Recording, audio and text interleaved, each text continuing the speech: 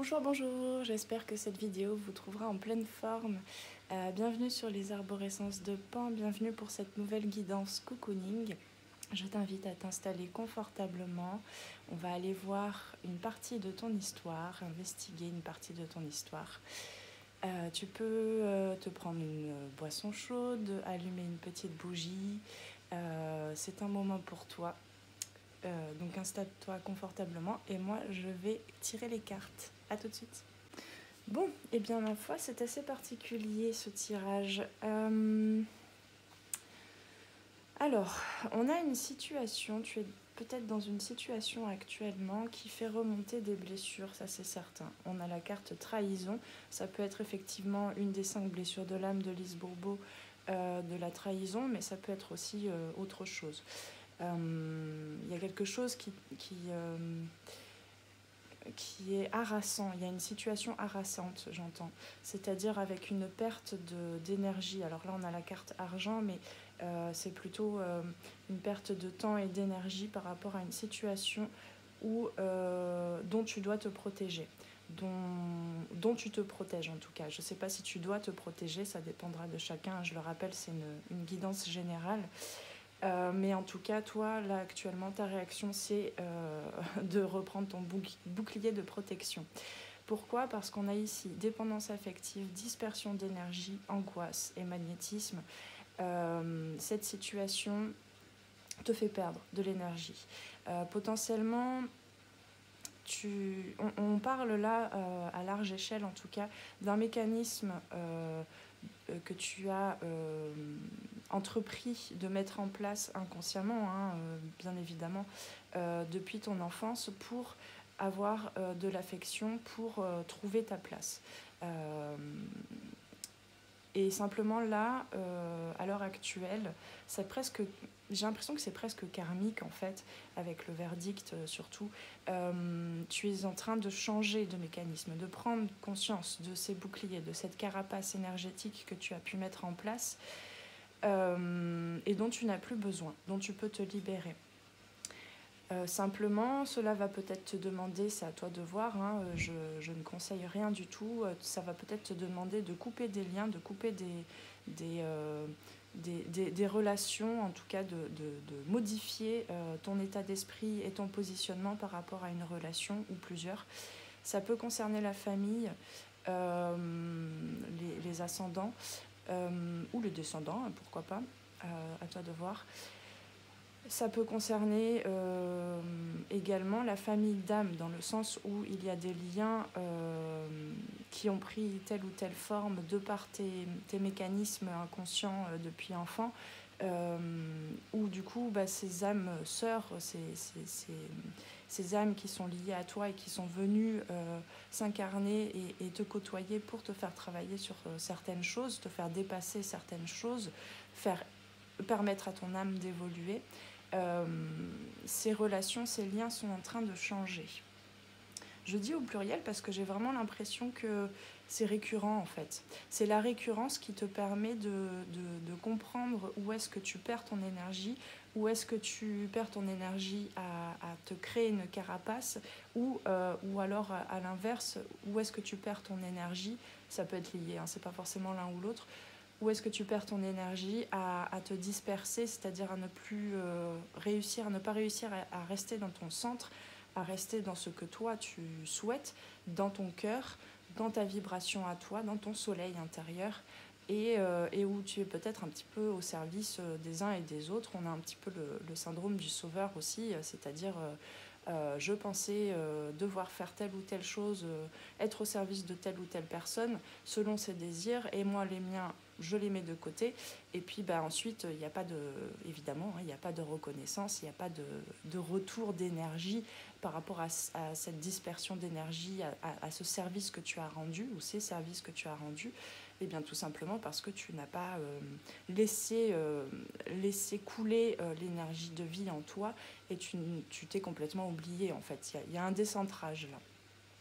il y a un décentrage et donc il y a besoin vraiment, là on voit le soleil ici, là on a la fleur de vie, il y a ici aussi, il y a vraiment besoin de retourner à la perfection, là c'est la perfection de votre vie, la perfection de l'être que tu es, et là le premier conseil qui me vient vraiment c'est, enfin que je canalise, c'est vraiment de retourner à ton centre et de te préoccuper de tes besoins à toi.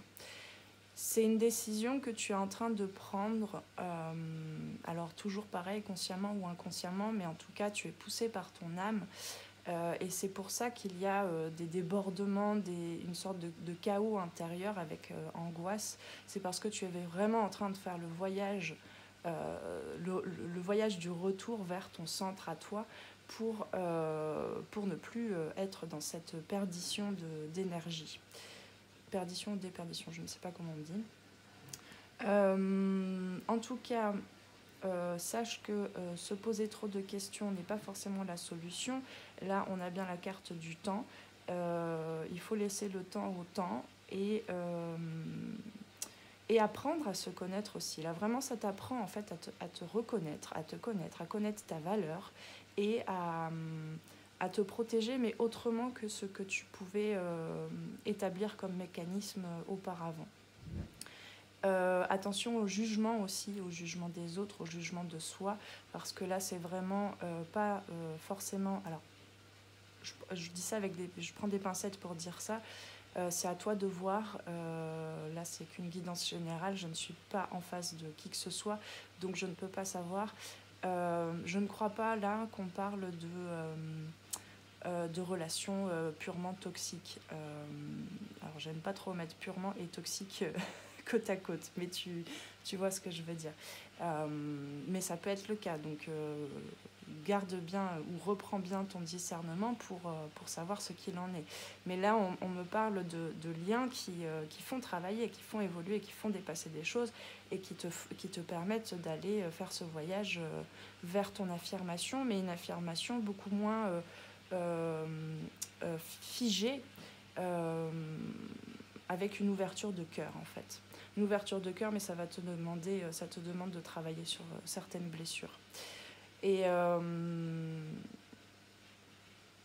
de croire et de prendre conscience que tu as, de par ta naissance tout simplement, tu as de la valeur, tu as du mérite, tu mérites de recevoir de l'amour et tu n'as pas à suivre tout ce mécanisme de dépendance affective. Alors je vais bien évidemment pas m'attarder là-dessus ici, c'est pas l'objet. Je pense que tu es déjà amené à rencontrer certaines informations, certaines données pour prendre conscience de ce qu'est la dépendance affective et comment est-ce que ça s'applique à ta vie. Mais en tout cas, il y a besoin de se détacher de certaines choses, de se détacher de certaines actions que tu fais, que tu mets en place systématiquement parce que tu crois que c'est la seule solution pour attirer à toi de l'affection, de l'amour, du lien, alors que y a aussi dans la dépendance affective, il y a aussi beaucoup la volonté en fait de fusionner avec l'autre. Tu peux très certainement, dès que tu rencontres une personne, vouloir rentrer tout de suite en lien fusionnel avec la personne, à aller fouiller dans des sujets parfois qui fâchent, hein, selon la personne qui est en face, parce que tu essaies de rentrer dans le jardin secret. Mais là, vraiment, ce qui est important, c'est de garder certaines choses secrètes, d'ailleurs, et de ne pas tout dévoiler. Hein. Quand je prends l'exemple d'un procès, il s'agit de fournir les informations au compte-gouttes pour que le déroulement du procès se fasse à ton avantage. Alors, on n'est pas dans un rapport de force non plus, c'est pas l'enjeu, mais l'enjeu là, en fait, je parle de ça, c'est surtout pour retrouver toi, ton jardin secret à toi. Qu'est-ce qu'il y a en ton centre? Qu'est-ce que tu es en train de faire germiner en toi, plutôt que de disperser, de déballer tout ça autour de toi pour chercher un lien fusionnel et finalement te retrouver ensuite à plus savoir ce qu'est ton territoire intérieur et ce qu'est le territoire extérieur, c'est-à-dire les autres, le monde environnant. J'espère que c'était clair. Voilà, donc dans la dépendance affective, il y a souvent cette recherche de créer du lien fusionnel. Et qui dit chercher la fusion, dit parfois eh bien, ne pas être en capacité de voir la valeur de ton centre à toi et ne pas être du coup aligné et du coup ancré et donc en capacité de dire non quand il y a besoin, de dire oui quand on en a envie et de garder aussi certaines choses pour soi pour les laisser mûrir avant de les partager avec le monde. Donc c'est vraiment, il y a comme une sensation, là tu as comme une sensation d'être persécuté en fait, hein. Persécuté par certaines situations, par certaines personnes. Alors quel que soit le domaine, là on me dit pas le domaine, c'est à toi de voir si c'est le domaine professionnel, le domaine affectif, familial, amical, sentimental, le domaine matériel. Ça peut être le domaine matériel aussi. En tout cas, ça peut venir d'un domaine voilà, professionnel ou affectif qui va influer aussi sur le domaine financier, dans le sens où la perdition, la dispersion d'énergie va concrètement se concrétiser dans la perdition d'argent potentiellement, dans l'ingérence financière peut-être aussi. Voilà, mais je me permets de parler assez cash dans ce... assez, comment dire... sans tourner autour du pot, parce que je sens que tu as on a quand même, alors on a en dos de deck d'ailleurs Victoire avec l'oracle des miroirs et éveillez-vous à la vie. Donc il y a vraiment je me permets voilà d'être assez crue dans cette guidance parce qu'il y a une belle évolution, il y a une issue favorable à tout ça. Et je pense que tu le sens déjà, je pense que tu es déjà en train de voir la perfection des événements que tu vis actuellement pour transmuter des choses, pour transmuter quelque chose d'assez karmique. Donc tu es en capacité d'accueillir ce que je suis en train de dire là avec courage, avec force, avec honnêteté aussi, avec humilité. Voilà, tu es conscient ou consciente de ce qui se passe. Donc c'est une bonne chose déjà. Quoi dire d'autre? Oui, je crois que j'ai pas fini de dire ce que je voulais dire là ici. Donc là, par rapport à cette sensation d'être persécuté, parce qu'il y a non pas qu'une seule, potentiellement non pas qu'une seule situation, mais plusieurs qui te montrent ce schéma-là dont tu es invité à sortir. Et donc là, on dit bien, soyez le chasseur, pas le chassé. C'est-à-dire que tu es là en capacité de, simplement en retournant dans ton centre, en retournant dans tes ressentis, en essayant de... Il y a presque un recouvrement d'âme aussi là. C'est pour ça que je dis que c'est karmique, c'est qu'il y a, en coupant des liens, tu vas pouvoir récupérer des parties de ton âme en fait, et permettre aussi peut-être à des personnes vivantes ou pas vivantes d'ailleurs, de ta famille, de récupérer certaines énergies qui leur appartenaient et dont tu portais le poids en fait. Et donc il y a peut-être aussi pour certains dans ce que tu traverses actuellement une sorte de libération de certaines âmes en fait appartenant à ta famille, qu'elle soit vivante ou pas. Il y a une comment on dit, une répartition des tâches, j'entends, mais des énergies et des parcelles d'âme. Donc sache que tu... Alors justement, c'est intéressant ce que je dis là, c'est que ça pourrait réveiller ton syndrome du sauveur, de te dire je suis responsable de ce mécanisme-là de recouvrement d'âme, non pas seulement de la mienne, mais de celle des autres aussi. Attention, non. Là, ce que tu es en train d'apprendre, c'est que tu expérimentes pour toi. Et ça va te libérer de certaines formes pensées, en fait, qui gravitent autour de toi, qui ne t'appartiennent pas. Il y a vraiment besoin de couper le lien. C'est-à-dire que ce couteau-là qui est utilisé par une personne et potentiellement par toi-même aussi, parce que tu écoutes ton corps de souffrance où tu as écouté par le passé ton corps de souffrance parce que les blessures étaient réveillées de par ces liens qui n'étaient pas hyper sains quoi, pour toi. Potentiellement, c'est toi-même qui te plante le couteau dans la plaie. Et ce couteau-là, tu peux t'en munir pour couper ces liens.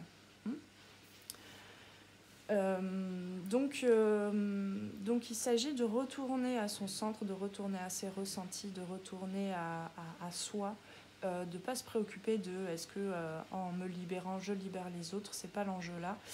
Tu es capable du coup d'avoir un œil plus exacerbé, une vision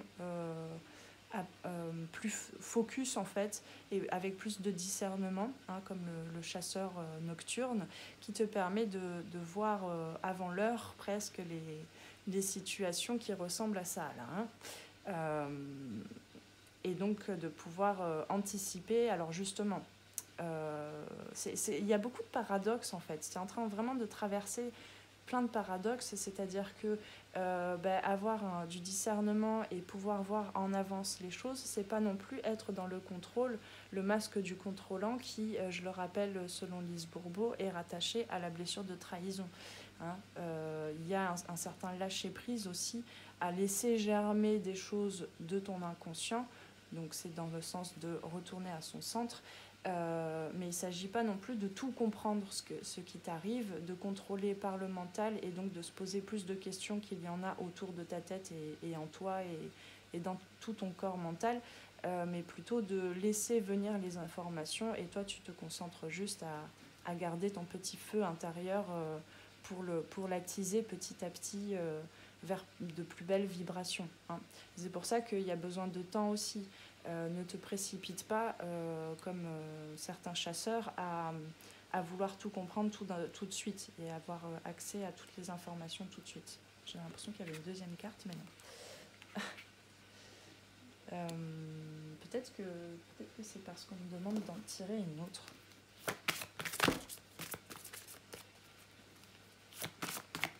Hop là, merci.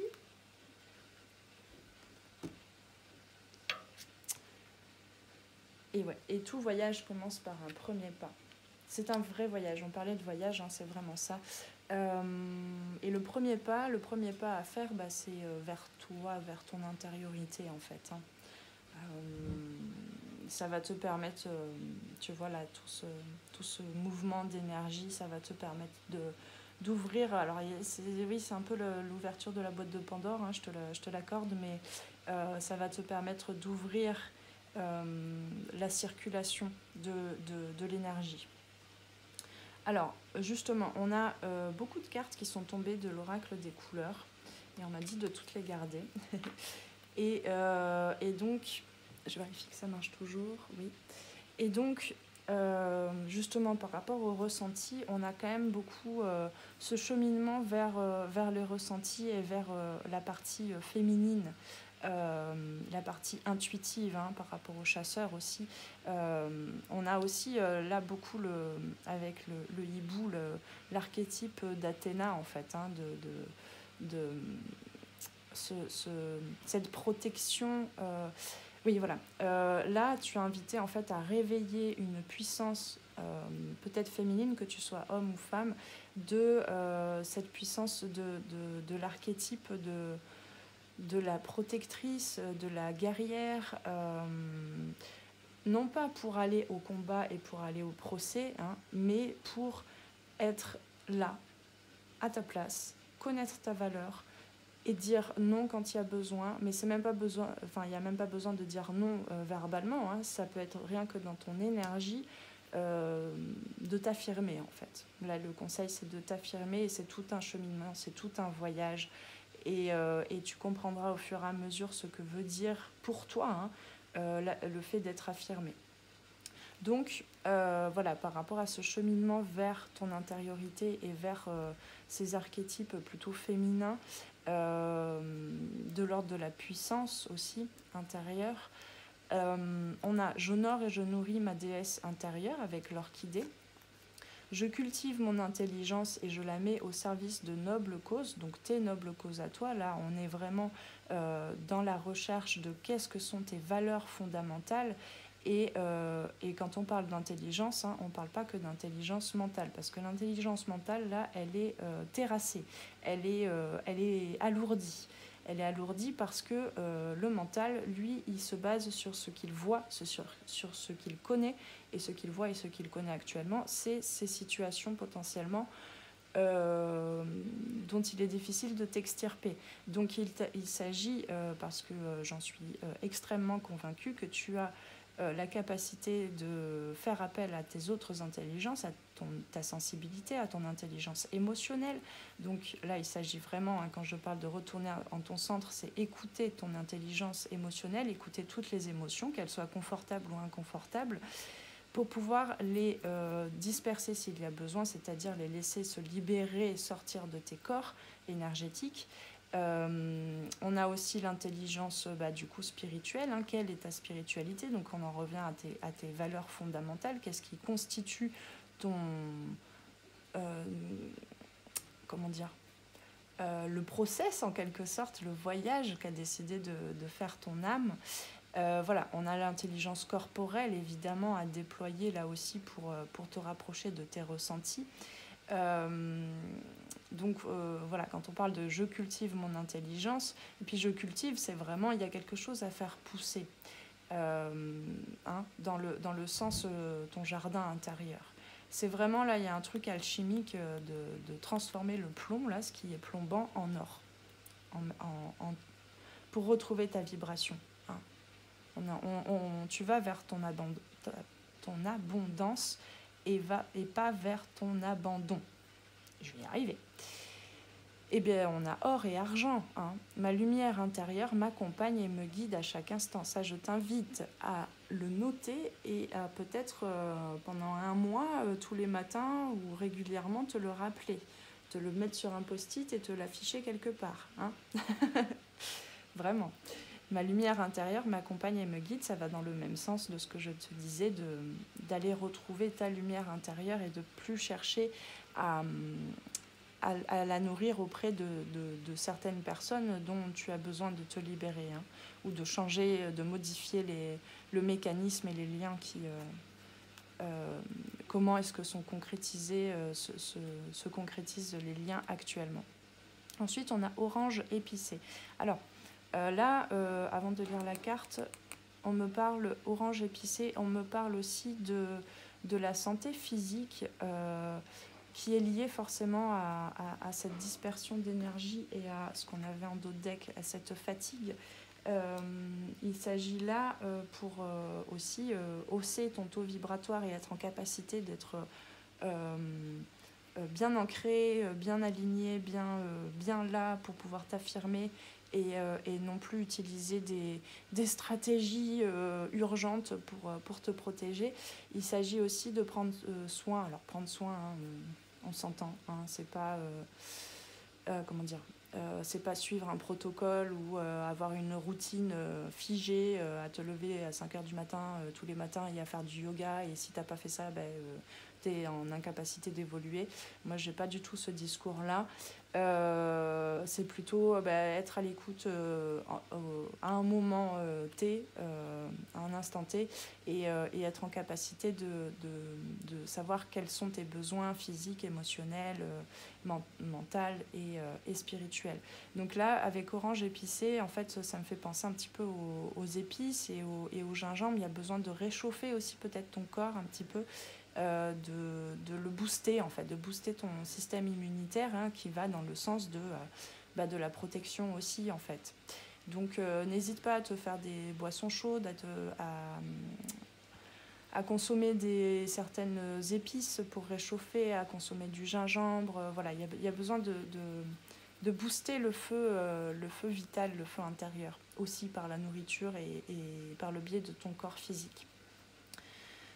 Donc, par rapport à la carte en soi, parce que là je canalisais quelque chose, la carte nous dit « La vie est en mouvement perpétuel. J'accepte de suivre son flux et de changer avec elle. » Ne te préoccupe pas de savoir dans le futur à quoi tu vas ressembler, parce que là, il y a vraiment tout un remaniement d'identité où tu arrêtes de t'identifier à certains mécanismes et du coup certaines réactions égotiques, mais qui ont lieu d'être parce que tu es dans une certaine fragilité de par ces situations-là, et donc forcément ton ego, lui, il cherche pas midi à 14h, hein, il réagit tout de suite.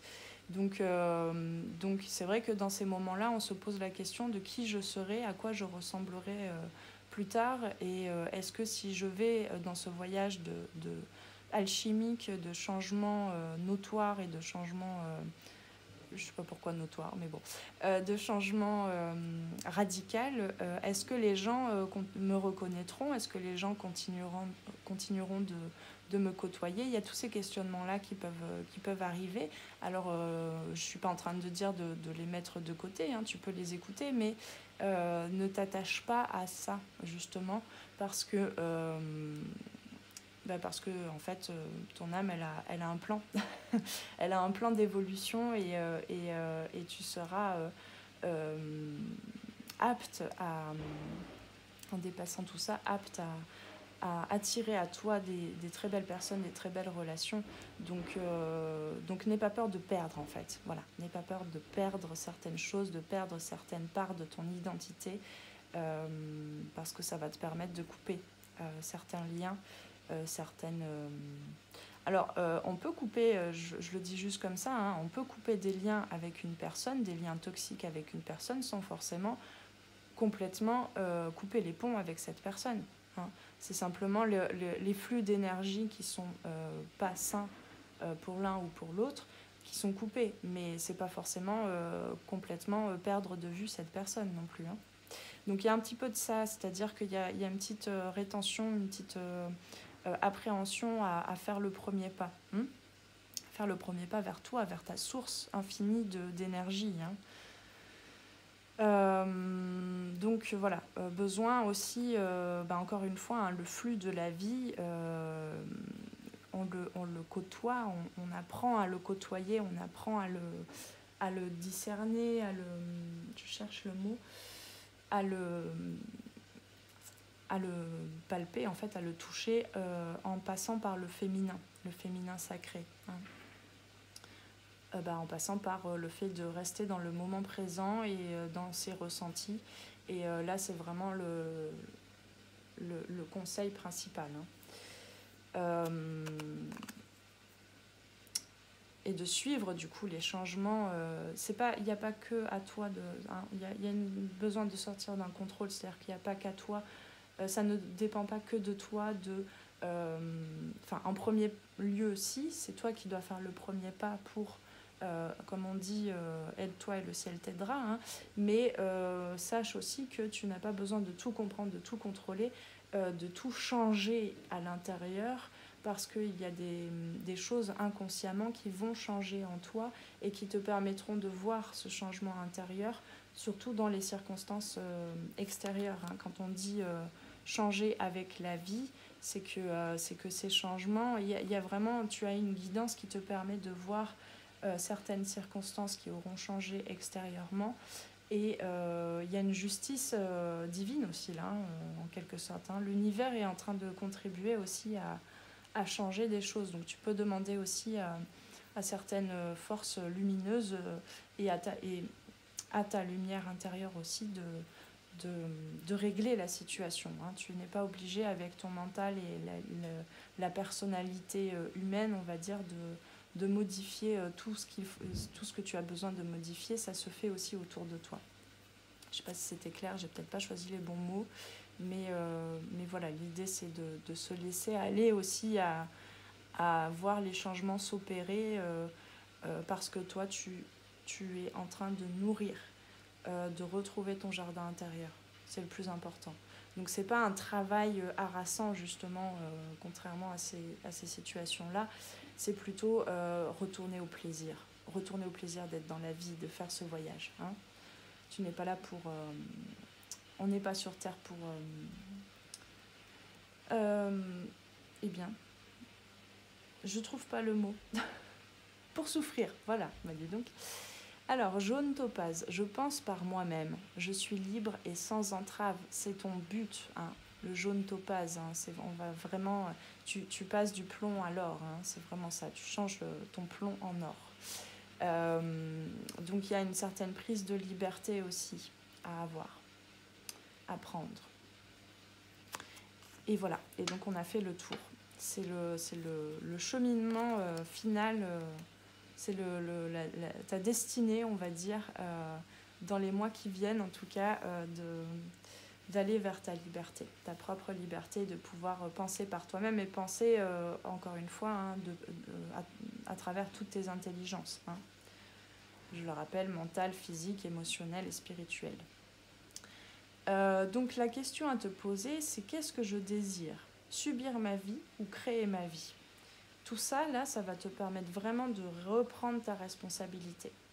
De plus être dans des mécanismes. Alors je t'invite vraiment, là je ne peux pas étaler tout le processus de compréhension, mais je t'invite vraiment à aller te renseigner sur qu'est-ce que la dépendance affective, en quoi tu la crées toi aussi et en quoi tu la nourris. Voilà. Mais je pense que tu es sur ce cheminement-là, donc j'ai pas besoin de te donner toute une bibliographie. Mais vraiment la question c'est est-ce que tu as envie de subir ta vie ou d'être créateur, créatrice de ta vie en toute liberté, sans entrave et par toi-même, avec ton unicité. Là, il y a vraiment une guérison et des retrouvailles, des épousailles intérieures en retrouvant ton unicité. Donc Ho'oponopono, c'est la philosophie hawaïenne du pardon et qui est très très spirituelle, très intéressante. Si tu ne connais pas, je t'invite à te renseigner sur Ho'oponopono. Donc cette philosophie te permet de prendre, enfin philosophie c'est le terme que j'utilise moi, mais c'est peut-être pas forcément le meilleur pour parler d'Ho'oponopono, permet de prendre notre existence en main en éliminant les parties sombres de notre être. Donc tu es vraiment dans un voyage vers tes ombres en fait, afin de créer une vie harmonieuse et ne plus subir les événements. Donc la question c'est qu'est-ce que je désire subir ? Non, qu'est-ce que je désire ? Subir ma vie ou créer ma vie ? Et qu'est-ce qu'on avait ? Et le petit mantra, ma lumière intérieure m'accompagne et me guide à chaque instant. Sois-en sûr que ta lumière intérieure est toujours là. C'est quand je disais que tu méritais déjà de recevoir des situations à plus haute vibration, c'est que de par ta naissance, tu as droit à cette abondance. Parce que tu as ta lumière intérieure. Il te suffit simplement de la retrouver. Et de prendre le temps pour cela. Hein. Prends vraiment ton temps. Parce qu'il y a de très belles choses à comprendre là, dans ce voyage. Et ensuite, on a les situations difficiles me permettent de prendre conscience de mes mémoires erronées. Lorsqu'un événement difficile arrive, prenons conscience, c'est le chasseur, hein, de prendre conscience qu'il provient d'un programme erroné présent en nous à notre insu que nous allons maintenant pouvoir effacer. C'est ce que je disais là dans toutes ces énergies, toutes ces pensées qui ne t'appartiennent pas forcément, qui appartiennent à des liens. Donc on a vraiment un dépassement d'un certain karma là actuellement pour toi. Et il y a beaucoup, beaucoup de belles choses qui vont t'arriver. Alors on me dit de regarder le dos de deck. On avait enfant et cadeau. Il y a tout un travail, là le conseil c'est qu'il y a tout un travail à faire sur, c'est pour ça que je parlais de blessures depuis l'enfance, il y a tout un travail à faire sur l'enfant intérieur. Tu peux, petit exercice comme ça de coaching en passant, et puis je te laisserai avec ça, tu peux créer, il y a besoin de créer un dialogue intérieur. Donc tu peux par exemple aller dialoguer avec ta sagesse supérieure ou avec ton enfant intérieur, qui est souvent accompagné de ton féminin intérieur aussi, de ton féminin sacré. Donc tu peux prendre une feuille, un stylo et écrire avec ton mental, si tu es droitier ou droitière avec ta main droite, si tu es gauchère avec ta main gauche, gaucher gauchère avec ta main gauche. Donc écrire avec ta conscience actuelle, en état éveillé et et pas en état de conscience modifié, donc avec la main droite que tu utilises actuellement. Et ça marche beaucoup, ça marche très bien pour l'enfant intérieur. Et prendre l'autre main, donc si tu es droitier, droitière, avec ta main gauche, écrire ce que ton enfant intérieur ou ta sagesse supérieure ou quoi qu'est-ce, la partie, l'archétype en toi qui a besoin de s'exprimer et à qui tu n'as pas laissé la parole, écrire avec cette autre main qui est plutôt maladroite. Et en fait, l'avantage de cet exercice, c'est que du coup, ton mental, lui, il va être juste focus sur oula, j'ai du mal à écrire, comment est-ce que je peux écrire les messages qui me viennent. Et donc, tu laisses complètement, en fait, ta tête, ton mental de côté qui est préoccupé à écrire avec la main dont tu n'as pas l'habitude de te servir, et donc les messages reviennent plus facilement. C'est un des procédés de tout ce qu'on appelle l'écriture intuitive. Tu peux en trouver d'autres, tu peux t'en inventer d'autres, d'ailleurs je t'invite à le faire. Mais voilà, ça peut être un exercice assez intéressant parce que là vraiment ça va être un véritable cadeau de pouvoir te relire en fait, de pouvoir poser ces dialogues-là, ce dialogue intérieur, et de pouvoir t'apporter des soins ensuite à ces parties-là qui se seront enfin exprimées. Hein. Ça peut être le premier pas vers toi à faire. Voilà, eh bien écoute, je te souhaite un très bon courage. Tu en as vraiment, là je sens dans les énergies, tu en as la force, tu en as le courage, tu es venu pour ça et tu es voué à vivre de belles choses en dépassant tout ça, à apprendre beaucoup sur toi-même et sur ta valeur et sur ta richesse intérieure.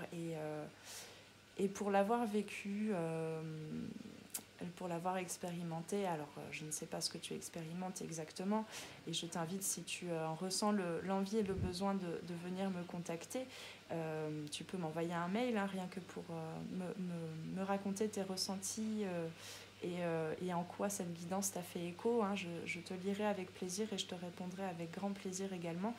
Mais en tout cas, pour l'avoir expérimenté un petit peu, de voir reconnaître en tout cas tout ce schéma dans le parcours que j'ai pu et que je suis encore en train de parcourir, de faire, je peux t'assurer, si ça peut t'aider, je peux t'assurer que c'est pour aller vers de très très belles choses.